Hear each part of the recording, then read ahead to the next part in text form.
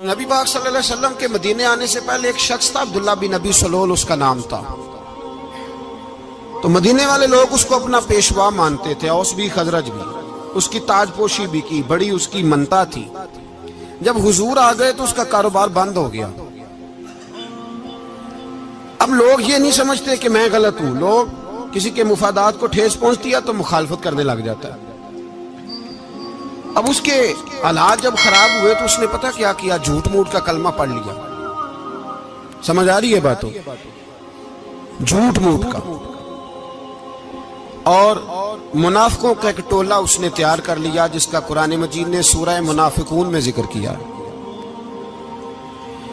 ایک جنگ کا موقع تھا، نبی پاک صلی اللہ علیہ وسلم تشریف لے گئے تو عبداللہ بن ابی سلول بھی چلا گیا۔ حضرت عمر فاروق رضی اللہ تعالیٰ عنہ کے ایک غلام تھے، وہ پانی لینے کنویں پہ گئے۔ ادھر سے انصار میں سے، چونکہ حضرت عمر کے غلام مہاجر تھے، انصار میں سے ایک شخص پانی لینے پہلے سے آیا ہوا تھا۔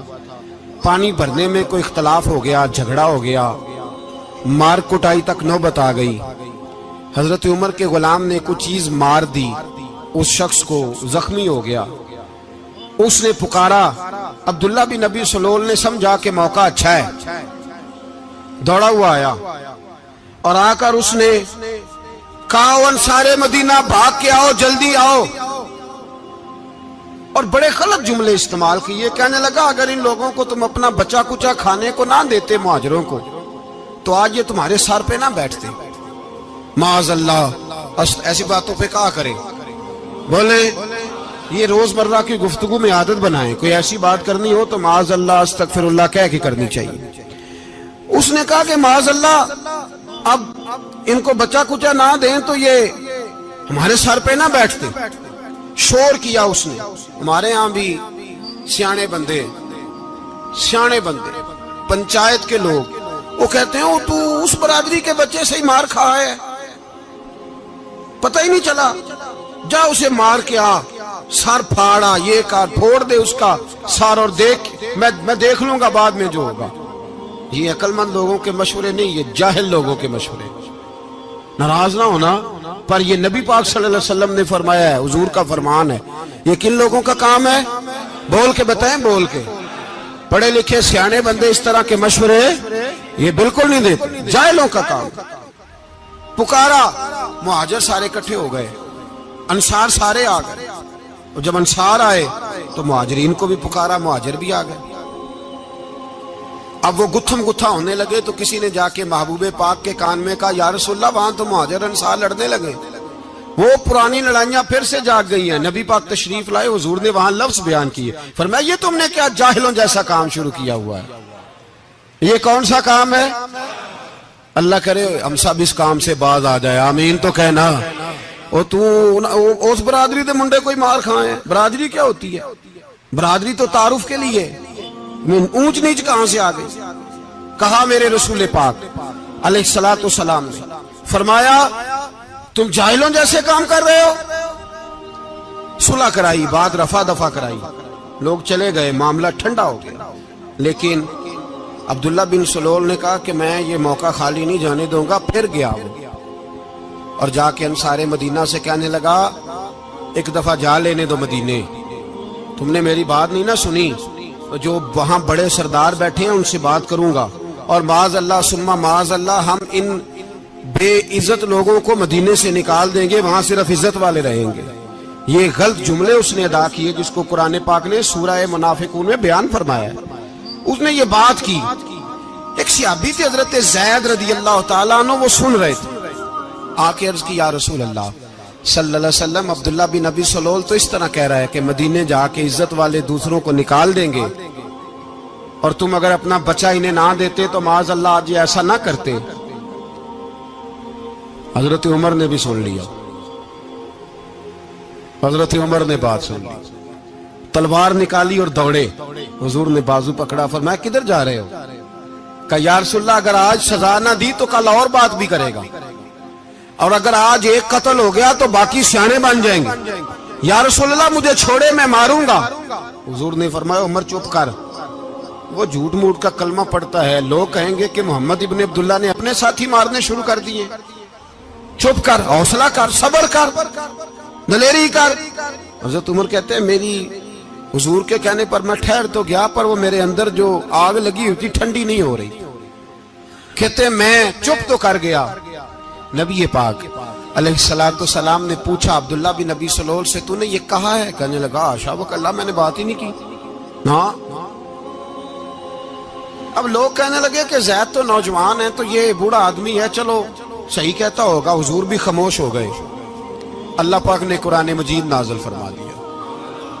फरमाया अल्लाह ने सुन ली उनकी बात जिन्होंने ये कहा है। और फिर लफ्ज बड़े हसीन है। फरमाया ये कहते हम इज्जत वाले हैं? नहीं, वलिल्लाहिल इज्जतु वले रसूल ही वलिल मोमिनीन।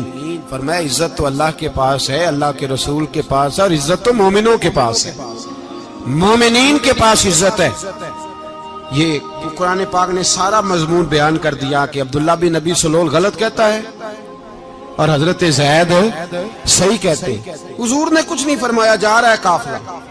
जब मदीने की सरहद आ गई ना, हुदूद मदीना मुनव्वरा की शुरू हुई, तो अब्दुल्ला का अपना बेटा, उसका नाम भी अब्दुल्ला बिन अब्दुल्ला था, अपना बेटा उसका बड़ा मुखलिस जानिसार गुलाम था मेरे रसूल पाक सल्लल्लाहु अलैहि वसल्लम का। वो तलवार लेके मदीने की हद पे खड़ा हो गया और कहने लगा मेरे बाप, तूने इतनी बेईमानी के लफ्ज कहे कि मैं इनको निकाल दूंगा? कहे अपनी जुबान से कि मैं जिल्लत वाला हूं, रसूल पाक को अल्लाह ने बड़ी इज्जत अता फरमाई, कह वरना मैं तेरी गर्दन काट दूंगा। बोल, कह हुजूर भी इज्जत वाले और नबी पाक के गुलाम भी इज्जत, कह अपनी जुबान से कह। मेरे रब का ये फरमान है, वरफाना लका जिक्रा, अभी मैं खुद तेरे लिए तेरी शानों को बुलंद फरमा दूंगा। तो कह, तो दुश्मन होके कहने लगा मेरे बेटे मुझे माफ कर दे, मुस्तफा तो बड़ी इज्जतों वाले, उनके गुलाम शानों वाले। जब बेटा तलवार लेके सामने खड़ा हुआ, शोहरत हुई, अब नबी पाक ने हजरत उमर की तरफ देखा, कहा उमर तेरी बात सही थी, अब जो हुआ ये ज्यादा सही था।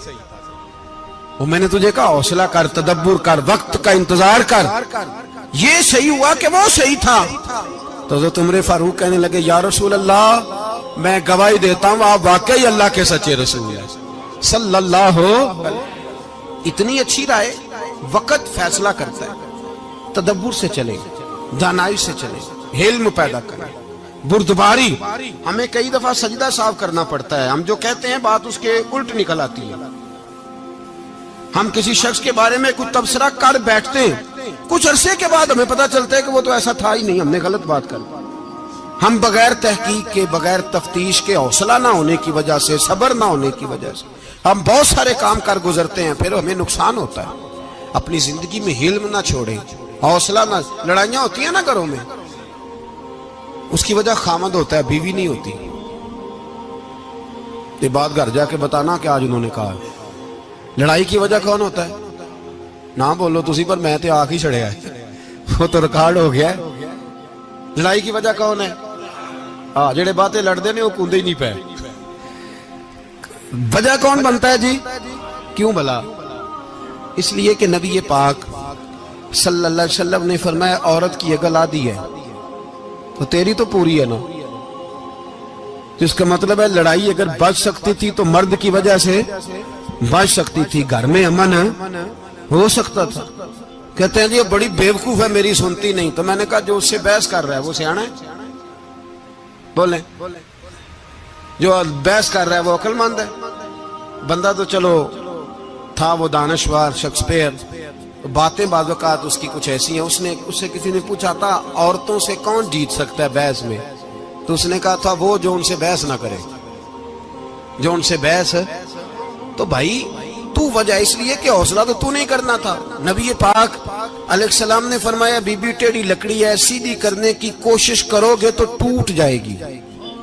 सीधी तो फिर कितना बेवकूफ है जो पत्थर से सर रगड़ रहा है, कितना नादान है जो ये हरकत कर रहा है, दरिया में छलांग लगा के कहता है डूबूंगा नहीं।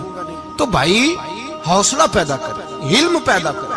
बहुत सारी ऐसी बातें करेगी जिसमें इश्तियाल आएगा, फटाफट 3 लफ्ज तलाक के दे दिए, अब भागा गया मुफ्ती साहब के पास, ओहो 4 बच्चों का क्या बनेगा। और ये बात पक्की है कि बच्चों को सिर्फ उनकी माँ ही पाल सकती है, उनकी माँ। और बात मुझे नहीं भूलती, ایک شخص نے بیوی کو طلاق دے کے دوسری شادی کی. اس کا بیٹا تھا 10 سال کا. اس نے اپنے بیٹے سے کہا کہ بیٹے بتا پرانی اماں صحیح تھی یا یہ صحیح ہے؟ اس نے کہا نہیں ابا وہ تو جھوٹ بڑے بولتی تھی، یہ صحیح ہے. وہ جھوٹی تھی، وہ جھوٹ بڑے بولتی تھی میری سگی اماں، یہ سچ بولتی ہے. اس نے کہا وہ کیسے؟ کہنے لگا اس لیے کہ میں کوئی شرارت کرتا تھا تو میری سگی اماں مجھے تھپڑ مارتی تھی اور کہتی تھی تجھے روٹی نہیں دے رہی، جا دوڑ جا گھر سے. تو میں دوڑ جاتا تھا تو جھوٹ بولتی تھی نہیں دینی، پھر آدھے گھنٹے کے بعد مجھے ڈھونڈنے لگ جاتی تھی، ڈھونڈ کے لاتی تھی، پھر میری منت کرتی تھی، پھر مجھے کہتی تھی نہ مجھے ستایا کر، پھر میرا ماتھا چومتی تھی، پھر میری مرضی کا کھانا بنا کے دیتی تھی، پھر میرے منہ میں لقمے ڈالتی تھی. جھوٹی تھی، پہلے کہتی ہے نہیں دینی پھر پیچھے بھاگتی ہے. یہ سچی ہے، میں شرارت کرتا ہوں تو تھپڑ مار کے نکالتی ہے، پھر میں منتیں کرتا ہوں پر روٹی نہیں دیتی، پیر پکڑتا ہوں نہیں دیتی. سچ بولتی ہے، اپنی بات پہ ڈٹ جاتی. او بھائی بچے اس کی ماں ہی پال سکتی ہے، تو نے 3 جملے کہتے سوچا ہی نہیں، تیرا کا گیا تو یہ تو نئی بیوی ملے گی، اور اس کا بھی کیا گیا، اس کو بھی شاید شوہر مل جائے. ان پھولوں کی پرورش صرف ان کا مالی کر سکتا ہے، دوسرا کر سکتا تو نے حوصلہ ہی نہیں کیا. ٹھیک ہے غلطی بیوی کی تھی پر تو مرد تھا نا، تیرے پاس تو دلیری تھی. فٹافٹی 3 طلاق کے جملے کہہ دیے. اور میرے رسول پاک علیہ السلام نے فرمایا جائز کام بڑے ہیں پر طلاق جائز تو ہے پر میرے رب کو پسند نہیں، اللہ کو پسند. تو نے مالی بگا دیا جس نے تیرے گھر کا باغ سینچنا تھا. تو بھائی یہ حوصلہ نہیں، درجنوں طلاقیں، 20 کیس، اور ابھی وہ شادی کے پورے کپڑے نہیں پہنے تو طلاق پہلے. اس کی وجہ یہ کہ حوصلہ نہیں، صبر نہیں، رضا نہیں، ہم احساس نہیں کرتے. اگر تو یہ سمجھ جائے کہ بس اللہ نے جو میرے لیے بہتر سمجھا مجھے دے دیا، صحیح ہے میری آزمائش ہے، کیا ہے کچھ ہے جو اس نے بہتر سمجھا مجھے اس نے، پھر تو سکھی ہو جائے، تیرے لیے جینا آسان ہو جائے، پھر تو بہت ساری پریشانیوں سے آزمائشوں سے دور ہو جائے. میرے نبی پاک علیہ السلام نے ہمیں حوصلہ کرنے کا حکم دیا، دلیری. 2-3 سال شاید پچھلے سال یا اس سے پچھلے سال حج کے موقع پہ نا ہمارے پاکستان میں تو بڑے بڑے انوکھے واقعات ہوتے ہیں. سننے سے کیا میں کہتا ہوں وہ عبرت کے لیے ہوتے ہیں. جعلی ویزے لگوا دیے حج کے کسی ایجنٹ نے، اللہ کے مہمانوں کو بھی لوگ لوٹ لیتے ہیں. جعلی ویزے لگوا دیے، اور مزے کی بات یہ ہے کہ پاکستانی ایئرپورٹ سے گزر بھی گئے وہ ویزے والے، اور احرام باندھے لوگ جدے پہنچ گئے. 4 آدمی تھے، انہوں نے ویزا دیکھا تو کہا نکلی، آپ کو واپس جانا پڑے گا. اگلی فلائٹ سے وہ لوگ واپس آئے. آپ مجھے بتائیے ان کی جب وہ چھوٹے چھوٹے کلپ آئے، میڈیا نے ان کی باتیں سنی تو ان کے آنسو نہیں تھمتے تھے. ایک آدمی احرام باندھ کے گیا ہے، معمولی سمجھتے ہیں آپ؟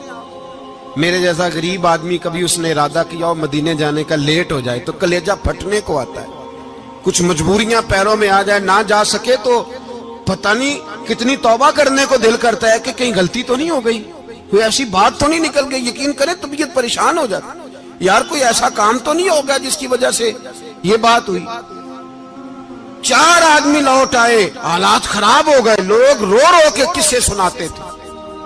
لیکن میرے رسول پاک علیہ السلام کا حوصلہ دیکھو. حضور کعبے کا بھی کعبہ، حضور مالک، حرم کے مالک مطلق، جن کے صدقے اللہ نے کعبہ کو بیت اللہ بنایا. حاجیو آؤ شہنشاہ کا روضہ دیکھو، کعبہ تو دیکھ چکے اب کعبے کا بھی کعبہ دیکھو. حضور 1400 صحابہ کو لے کے گئے عمرہ کرنے. مقام حدیبیہ پر پہنچے تو کافروں نے روک لیا، ہم عمرہ نہیں کرتے. تو اور میں خادم اور جو وارث و مالک ہیں 1400 صحابہ، ہم نہیں عمرہ کرنے دیتے، واپس جائیے. صلح لکھی جا رہی ہے. صلح کی شرطیں کیا ہیں؟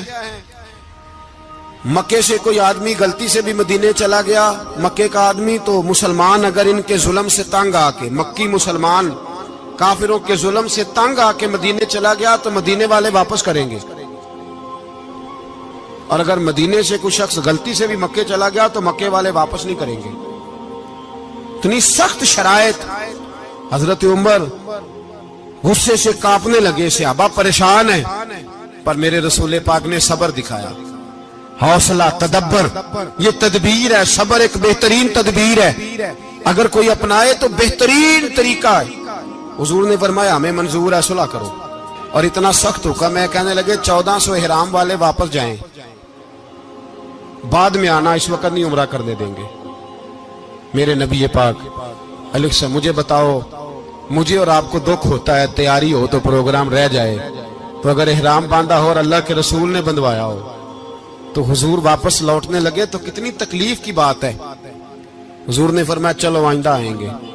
معاہدہ لکھا جا رہا ہے, حضرت علی معاہدہ لکھ رہے ہیں, لکھو محمد الرسول اللہ صلی اللہ علیہ, محمد الرسول اللہ صلی اللہ علیہ وسلم اور قریش مکہ کے بیچ معاہدہ. یہ تحریر لکھی جا رہی تھی تو ابو سفیان بول پڑا, کہنے لگا جی ہم محمد الرسول اللہ نہیں لکھنے دیں گے معاذ اللہ, یہی تو ہمارا جھگڑا ہے. اگر آپ کو رسول اللہ مان لیا تو پیچھے رہ کیا گیا, محمد ابن عبداللہ لکھیں. حضور نے حضرت علی سے فرمایا رسول اللہ کاٹ کے محمد ابن عبداللہ لکھو. حضرت علی لکھ رہے تھے, محمد رسول اللہ لکھا تھا, فرمایا رسول اللہ کاٹ کے محمد ابن عبداللہ لکھو. تو حضرت علی کہنے لگے حضور مجھے یہ لفظ کاٹنا نہیں آتا, حضور مجھے یہ لفظ کاٹنا. کسی صحابی نے اعتراض نہیں کیا کہ لکھنا آتا تھا, کہا مجھے کاٹنا. حضور نے دوبارہ کہا علی کاٹ دو. کہا یا رسول اللہ مجھے یہ لفظ کاٹنا نہیں آتا. میرے حبیب نے تیسری دفعہ کہا علی کاٹو. تو شیر خدا نے قلم چھوڑا, ہاتھ باندھے اور کھڑے ہو کہنے لگے محبوبہ مجھے تیرے قصیدے لکھنے آتے ہیں, کاٹنے کوئی نہیں آتے. میں مجبور ہوں, مجھ سے نہیں ہوتا, کوشش کرتا ہوں, نہ قلم اٹھتا ہے نہ ہاتھ چلتا ہے. میرے حبیب پاک نے قلم پکڑا اور لفظ رسول اللہ خود کاٹ کے محمد ابن عبداللہ کرایا. بھائی وقت گزر گیا, صلح ہو گئی. یہ تدبر, یہ حوصلہ, یہ تدبیر میرے نبی نے فرمائی. اب تو 1400 کو مکے نے نہ داخل ہونے دیا, لیکن ایک سال ہی گزرا, تھوڑا ہی وقت گزرا, میرے رسول پاک 10,000 کو لے کے مکے میں داخل ہو گئے. 10,000. اس نے فائدہ دیا. حکمت کیا تھی, تدبر کیا تھا. قریش روز لڑائی کرنے آ جاتے تھے, تبلیغ ہی نہیں کرنے دیتے تھے. ان سے صلح ہو گئی تو نبی پاک نے کیسر کو خط لکھا, کیسر روم کو, ہرکل کو. دور دراز تبلیغ پھیل گئی, مسلمان 100,000 سے زیادہ ہو گئے. ان کی طرف سے اب وہ لڑائی بند ہو گئی. میرے حبیب پاک علیہ السلام کے حوصلے نے کمال دکھایا, اس تدبیر نے فائدہ دیا امت مسلمہ کو. 10,000 کا لشکر لے کے حضور کعبے میں داخل ہوئے. کل جو ابو سفیان کہتے تھے نا محمد رسول اللہ لکھنے نہیں دوں گا, آج وہ خود کہہ رہے تھے اشہدو ان لا الہ الا اللہ واشہدو ان محمد رسول اللہ صلی اللہ علیہ. کل جو کہہ رہے تھے کہ میں یہ لفظ نہیں لکھنے دوں گا, آج ابو سفیان کی حویلی میں لاکھوں لوگ, ہزاروں لوگ بیٹھے تھے اور سارے کہہ رہے تھے محمد الرسول اللہ, محمد الرسول اللہ, محمد الرسول اللہ صلی اللہ علیہ وسلم. میرے محبوب کی تدبر نے, فقاہت نے, اور پھر کمال ہوا. 1400 کہاں اور 1,44,000 کہاں. 1400 کہاں اور 1,44,000. 1400 کو نہیں جانے دیا عمرہ کرنے. میرے رسول پاک 1,44,000 کو لے کے حج کرنے چلے گئے. حضور نے حج کیا, ہر طرف لبیک لبیک کی صدائیں بلند ہوئی. یہ میرے نبی پاک کا تدبر ہے, حوصلہ ہے. اگر وقتی طور پہ حوصلہ کر جاؤ گے, دلیری کر جاؤ گے, آنے والا وقت آسان ہو جائے. حوصلہ نہیں, صبر نہیں, سکون نہیں, 2-4 باتیں, یہاں تک کہ لوگ ابا جی کی بات برداشت نہیں کرتے, ایسے جملے کہہ دیتے ہیں جو دوبارہ پلٹ کے نہیں آتے. ماں کو لفظ نہیں بولتے, باپ کی روح تک چھلنی کر دیتے ہیں وہ جملے. لیکن لوگ اس وقت حوصلہ کرنے, اور ہم پنجابی لوگوں نے تو گنجائش ہی بڑی دے دی ہے. کہتے ہیں بچہ ہے جے ایک ہی ہے, ایک بھی حوصلہ کرے کی ہے ماشاءاللہ. تو اگر جوان ہو گیا تو کہتے ہیں گرم خون ہے, مکہ کب. اگر بوڑھا ہو گیا تو کہتے ہیں بوڑھوں میں حوصلہ نہیں ہوتا, نہ بچے میں نہ تو کس میں حوصلہ ہوگا, بولے. کسی میں بھی نہیں. چھٹی سب کو فتویٰ مل گیا نا, یہ بچہ ہے جی, ابھی یہ تو بچہ ہے, آپ تو سیانے بیانے ہیں, یہ بچہ ہے. کمال ہو گئی ہے بھائی. کیا مطلب ہے بچہ ہے؟ بچے کو سارا پتہ ہے, ہر چیز اسے آتی ہے, حوصلہ کرنا ہی نہیں آتا. اور پھر کہہ دیا وہ تو گرم خون ہے. وہ کیا بات کرتے ہو, گرم خون؟ ابے کے گلے پڑ گیا گرم خون, اس کو کھڑا کرو نا ایس پی کے سامنے اور اس کو مار تھپڑ اس کے منہ پہ, تیرے گرم خون کا پتہ چلے. غریب کے یہ گلے پڑ گئے, اس کو کھڑا کرو ایس ایچ او کے سامنے, پھر پتہ چلے گا خون کتنا گرم ہے. وہاں بالکل چپ ہے, بالکل خاموش ہے. اور گرم خون اس کا صرف اماں کے لیے, جلال صرف رہ گیا اگر غریب گھر کی بیٹی بیاہ کے لایا تو صرف اس کے لیے. کوئی ایسی بات نہیں. ہم بڑے سیانے, ہمارا غصہ بڑا سمجھدار ہے, ہمارا وہ گرم خون بڑا سیانا ہے. وہ جہاں دیکھتا ہے کہ معاملہ ہلکا ہے تو وہاں وہ گرم خون جلال میں, اور جہاں دیکھتا ہے کہ سامنے والا تگڑا ہے تو وہاں وہ گرم خون فوراً ٹھنڈا ہو جاتا ہے. حوصلہ پیدا کرے. زندگی حوصلے مند لوگ جیتے ہیں, جو حوصلے مند نہیں ہوتے وہ تو زندگی کا ایک سال لطف سے نہیں جی پاتے. حوصلہ کریں, مسکرائیں. میرے نبی پاک صلی اللہ تعالی علیہ وسلم نے نا عثمان بن طلحہ, کعبے کی چابی ان کے پاس ہوتی تھی. حضور نے ایک دن فرمایا عثمان, اچھا یہ نہیں تھا کہ عثمان خاص لوگوں کو چابی کعبہ کھول کے دکھاتے تھے, بلکہ ان کو قریش کی جانب سے یہ حکم تھا کہ جو بھی تجھے کہے تو نے کعبے کا دروازہ کھول دینا. نبی پاک علیہ الصلوۃ والسلام نے نا ہجرت سے 2-4 دن پہلے کہا کہ عثمان ذرا چابی دو, میں نے کعبہ اندر سے دیکھنا ہے. بڑے ٹھنڈے دل سے ذرا سننا, ادھر دیکھو میری طرف, ادھر دیکھیے گا ذرا میرے بھائی. میں نے ایک بندے سے کہا یار پانی کی بوتل دینا دکاندار سے. ایک ہے, اس نے کہہ دیا نہیں میرے پاس. اس بات کا کوئی غصہ بولیے, اور اگر وہ کہے سارے زمانے کو ملے گی آپ کو نہیں دینی, پھر بولے میرا خیال ہے چپ کر کے ہنس کے آ جائیں گے, سوال ہی نہیں پیدا ہوتا. ہم کہیں گے مجھے نہیں نہ دینی, تو نے تو دکان اٹھا یہاں سے, بند کاری سے. کیا مطلب ہے سب کو دینی ہے تجھے نہیں دینی, کیا معنی ہے اس کا؟ لے کے جاؤں گا, جھگڑا ہوگا, بحث کریں گے. عثمان بن طلحہ سے حضور نے فرمایا دروازہ کھولو, کعبہ دیکھنا ہے. عثمان کہنے لگا میں ساری دنیا کو دکھاؤں گا, آپ کو نہیں دکھاؤں گا. کتنی سخت بات ہے, پر قربان جائیں رسول اللہ کے حوصلے پہ صلی اللہ علیہ. عثمان کہتے ہیں میں نے یہ بات کی تو نبی پاک مسکرانے لگے, اور میں اچھا نہیں دینی, تو حضور نے نا مسکرا کے اور میری کمر پہ تھپکی دی, فرمایا اچھا یاد رکھنا یہ چابی میں تجھ سے لے لوں گا, اور جس کو میرا دل کرے گا میں اس کو دوں گا. عثمان کہتے ہیں روز رات کو نبی پاک کے یہ جملے میرے کانوں میں گونجتے تھے کہ حضور نے فرمایا. کہتے ہیں جس دن پتا چلا نا نبی پاک 10,000 کا لشکر لے کے آ رہے ہیں, تو ابو سفیان میٹنگیں کر رہے تھے, مکے کے سارے سردار تیاری کر رہے تھے, اور میرے کانوں میں ایک ہی لفظ تھا کہ حضور نے فرمایا میں چابی لے لوں گا, پھر جس کو میں چاہوں گا اسے دوں گا. عثمان کہتے حد ہو گئی, وقت گزر گیا. حضور آ گئے, طواف فرمایا, اور طواف کے بعد میرے نبی پاک علیہ السلام نے فرمایا بلاؤ نا ذرا عثمان کو. عثمان کہتے ہیں میں چابی لے کے آیا تو دوسرا جملہ کوئی نہیں. ساڈے نا کوئی بندہ مشورہ دے وے اودی نہ منیے, تے جے کام مونجو ہو جے نا, جن جو نے مشورہ دیتا سی تے او نال ہی غوث پاک بن جاندا ہے. تینوں آکھیا سی نا, فوراً ہی داتا علی اجمیری ہو جاندا ہے.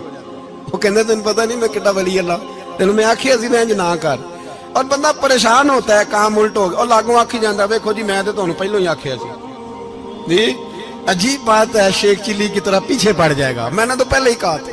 او بس کر یار, اب تو خواجہ معین الدین اجمیری ہو گیا, بس کر. مشورہ ہی ہوتا ہے, کسی کا مل جاتا ہے اور کسی کا نہیں لیا جاتا. فوری طور پہ بندہ اٹھ کے نا تو ولایت کی 4تھی سیڑھی پہ چڑھ جائے گا, کہے گا میں تو ابدال وقت ہوں, میں قطب دورہ ہوں, میں نے تجھے کہا نہیں تھا. اب بس کر یار, کئی دفعہ مشورے صحیح ہوتے ہیں, کئی دفعہ صحیح. بولیے. نبی پاک صلی اللہ علیہ وسلم کی احد کے دن خواہش یہ تھی کہ اندر رہ کے لڑنا ہے. جوان صحابہ نے کہا باہر جا کے لڑائی کرنی ہے. حضور نے باہر جا کے جنگ کی, بظاہر مسلمانوں کو شکست ہوئی. حضور نے ایک دفعہ نہیں کہا کہ میں نے تمہیں کہا نہیں تھا اندر رہنا ہے, بس ہو گیا جو ہو گیا. اب اس میں فٹافٹ اگلے کو حوصلہ دو، کوئی عرض نہیں یار. نبی پاک سب بولیے صلی اللہ علیہ وسلم، میرے حبیب پاک علیہ الصلوۃ والسلام نے نا کہا عثمان کو بلاؤ. عثمان آئے تو عثمان کہتے میں نے چابی دی تو میں تیار تھا، میں تیار تھا کہ اب میری بات ہوگی اور رسوائی ہوگی. لیکن کہتے ہیں قربان جائیں مصطفیٰ نے تو یہ جملہ بھی نہیں کہا کہ میں نے تجھے کہا نہیں تھا، یہ بھی نہیں کہا. حضور نے چابی لی، کعبے کے بت صاف کیے، نماز پڑھی، واپس آئے. فرمایا عثمان میرا وعدہ تھا تیرے ساتھ کہ جس کو میں چاہوں گا چابی دوں گا، یہ لو چابی میں تجھے ہی دینا چاہتا ہوں، لے لو رکھ لو. عثمان کہتے ہیں وہ چابی نہیں میرے طرف آ رہی تھی، میری طرف ایمان آ رہا تھا. وہ چابی نہیں آ رہی، ایمان آ رہا تھا میری جانب. کہتے ہیں میرے ہاتھوں میں چابی آئی اور میری زبان پہ کلمہ توحید جاری ہو گئی. بھائی تدبر، حوصلہ، صبر، رضا. ہمیں تو ٹائم بھی نہیں گزارنا ہوتا. گھر کا ماحول، گھر کے اندر رہ کے لوگ دکھی ہیں، اس لیے کہ ہماری طبیعتوں میں حوصلہ نہیں. ایک منٹ کے لیے نہیں، ایک سیکنڈ کے لیے بھی ہم یہ برداشت نہیں کرتے کہ چلو تھوڑا انتظار کریں، وقت کو دیکھیں، موقع کو دیکھیں. میرے نبی پاک علیہ الصلوۃ والسلام پہ اتنی مصیبتیں آئیں کہ پہاڑ پہ آتی تو وہ ریزہ ریزہ ہو جاتے ہیں، لیکن کسی مقام پر بھی حضور علیہ الصلوۃ والسلام شکوہ کرتے نظر نہیں آتے. ہم غریبی کا رونا روتے ہیں، ہر چوتھا آدمی کہتا ہے بڑا غریب ہوں، لیکن میرے نبی پاک علیہ الصلوۃ والسلام نے چوتھے دن کھجور کھائی، سرکہ کھایا ہے اور موٹے بان کی چارپائی پہ آرام کیا. حضرت عمر نے کہا حضور کتنی تکلیف ہے؟ فرمایا عمر کوئی تکلیف نہیں، تھوڑا سا تو وقت ہے، جنت میں جائیں گے، ساری نعمتیں اللہ نے ہمارے لیے تیار کی ہوئی. راضی بالرضا، راضی بالرضا، کوئی کسی قسم کا مسئلہ نہیں. ہمیں آزمائشیں آتی ہیں، تکلیفیں آتی ہیں، بیماریاں آتی ہیں، لوگ چھوٹی چھوٹی بات پر پریشان ہو جاتے ہیں، ذرا ذرا سی بات پر شکوہ کرتے ہیں. میرے رسول پاک علیہ السلام نے فرمایا جب میرا رب کسی کو بیمار کرتا ہے تو 2 فرشتوں کو بھیجتا ہے، جاؤ میرے بندے کی تیمارداری کر کے آؤ. اللہ اکبر، خود رب بھیجتا ہے، جاؤ میرے بندے کی. تو مجھے بتائیے جب اللہ بھیجے تو پھر تندرست خوش نصیب ہوا کہ بیمار؟ جی تندرست پھر خوش نصیب کون ہوا؟ میرے نبی پاک صلی اللہ علیہ وسلم نے فرمایا رب 2 فرشتے بھیجتا ہے، فرماتا ہے پتہ کر کے آؤ میرے بندے کا اس کا کیا حال ہے. حالانکہ اللہ سارے جانتا ہے. فرشتے آتے ہیں، واپس جاتے ہیں، رب کریم پوچھتے ہیں بتاؤ میرا بندہ کیا کہتا تھا؟ اللہ تجھے سارا ہی پتہ ہے، پر ہم سے پوچھتے تو بتا دیتے ہیں. وہ یہ کہتا تھا کہ میں اپنی رب کی رضا پہ بڑا ہی راضی ہوں. وہ تیری حمد کر رہا تھا، تیری تعریف کر رہا تھا، تیرا شکر کر رہا تھا، تیرے لیے کلمات حمد بیان کر رہا تھا. تو میرے نبی پاک علیہ السلام فرماتے ہیں، اللہ فرشتوں سے فرماتا ہے سنو پھر اگر میں اپنے بندے کو اس بیماری میں شفا دوں گا تو اس تندرستی سے زیادہ اچھی تندرستی دوں گا جو پہلے اسے عطا کی ہوئی تھی، پہلے سے اچھی صحت دوں گا. اور اگر اسے اس بیماری میں موت دوں گا تو پھر مرتے ہی اس کے لیے میں جنت کا فیصلہ فرما دوں گا. بھائی جب تو راضی بالرضا رہتا ہے، راضی بالرضا، بڑی سادی سی بات ہے بھائی. آپ گھر گئے روٹی مانگی تو اگر کسی نے کہا نا کہ اتنی تھکاوٹ ہے ٹائم پہ آیا کریں اس وقت، تو روٹی تو وہ بھی مل گئی اور اس میں لذت، وہ سکون نہیں، وہ سکون نہیں. میری اماں جی سالن پکا کے رکھ لیتی تھی تو روٹی جب بھی کوئی مانگتا تھا تو تازی بنا کے دیتی تھی، ان کی طبیعت تھی. تو میں اکثر ان سے کہتا کہ اماں جی پکا کے رکھ دیا کرو. تو کہتے تمہیں خوشی نہیں ہوتی جب تمہاری اماں تازی پکا کے دیتی ہے؟ خوشی ہوتی ہے، طبیعت میں خوشی ہوتی ہے. ان کا مزاج تھا، ذوق تھا، تو ہم سمجھتے تھے یار یہ بڑی سعادت کی بات. تو آپ گھر گئے رات کو تو گھر والوں سے کہا روٹی، تو فوراً اٹھے، فوراً، اور انہوں نے کھانا تازہ بنایا اور ساتھ یہ بھی کہا باہر سے نہ کھایا کرے بندہ بیمار ہو جاتا ہے. کتنی ٹھنڈک پہنچتی ہے آدمی کے دل کو، سکون ملتا. تو بھائی بیماری تو آپ نے کاٹ لی، لیکن ساتھ کہو ہو بڑا بیمار ہوں، میں نے تو اتنے گناہ بھی نہیں کیے، ظلم بھی نہیں کیا، کسی کو کچھ بھی. اب بیماری تب بھی کٹ گئی، پر بڑی آزمائش. مریض ڈاکٹر کے گلے پڑ رہا ہے، اس کے لواحقین جھگڑے کر رہے ہیں، بیماری وہ بھی کٹ گئی. اور ایک بیمار وہ ہے جو چارپائی پہ لیٹا ہے اور کہتا ہے جس طرح میرا اللہ راضی اسی طرح میں بھی راضی. تو بیماری اس کی بھی کٹ گئی. حضرت یونس علی نبینا علیہ الصلوۃ والسلام نے ایک دن حضرت جبریل امین ملنے آئے تو جناب یونس علیہ السلام کہنے لگے اے جبریل، اللہ کے نیک بندوں میں جو اللہ کو اس وقت سب سے زیادہ پسند ہے نبیوں کے بعد، توجہ کرنا بات پر، جو سب سے زیادہ اللہ کو پسند ہے نبیوں کے بعد ولیوں میں، اور سب سے زیادہ اللہ جس کو اللہ کی بارگاہ میں عبادت گزار لکھا جاتا ہے، میری اس بندے سے ملاقات کرا۔ تو حضرت جبریل نے جناب یونس علیہ السلام کو ساتھ لیا تو ایک شخص کے پاس پہنچے جو آنکھوں سے اندھا تھا، دونوں ہاتھ اس کے سلامت نہیں تھے اور پورے جسم میں پیپ جاری تھی، ریشہ تھا۔ جب جا کے السلام علیکم کہا نا حضرت یونس نے، اس نے وعلیکم السلام کے بعد پہلا لفظ پتہ کیا کہا؟ اس نے کہا یا اللہ تیرا شکر ہے، یا اللہ تیرا، آپ بھی ادا کریں اللہ کا شکر، یا اللہ تیرا، اللہ تیرا شکر ہے۔ تو حضرت یونس علیہ السلام کہنے لگے تو شروع سے اس طرح کا ہے، نابینا بھی اور ہاتھوں سے معذور بھی اور سارا جسم شروع سے؟ تو بڑے ہی خوبصورت لفظ اس بیمار نے کہے، کہنے لگے نہیں حضور، میں بالکل ٹھیک ٹھاک تھا، جب تک میرے رب نے چاہا کہ یہ دنیا کو دیکھے تو تب تک اس نے مجھے آنکھیں دیں، اور جب اس نے چاہا کہ اب اس کا دیکھنا بہتر نہیں تو اس نے واپس لے لی۔ تو یا اللہ تیرا شکر ہے، اللہ تیرا شکر ہے۔ پھر کہا جب تک اس نے چاہا کہ میرے ہاتھ رہے تب تک رہے، جب اس نے چاہا کہ میرے لیے بہتر نہیں تو اس نے لے لیے، تو یا اللہ تیرا شکر ہے۔ جب تک اس نے چاہا کہ میرا جسم صحیح و سلامت رہے تو رہا، اور جب اس نے چاہا کہ میرے لیے بہتر نہیں تو مجھے بیمار کر دیا، تو یا اللہ تیرا شکر ہے۔ تو حضرت یونس علیہ السلام کہنے لگے جبریل واقعہ یہ اللہ کا سب سے زیادہ شکر گزار بندہ ہے، سب سے زیادہ عبادت گزار بندہ ہے، سب سے زیادہ۔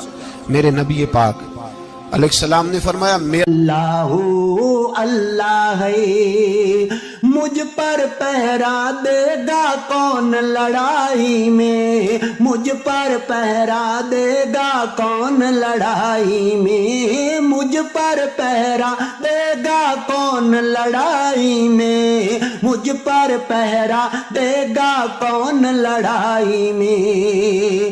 میں صدیق اکبر آقا بول پڑے، بول پڑے، مٹھی سے ابو جہل کی کنکر بول پڑے، اللہ اللہ ہے، اللہ اللہ ہے، اللہ۔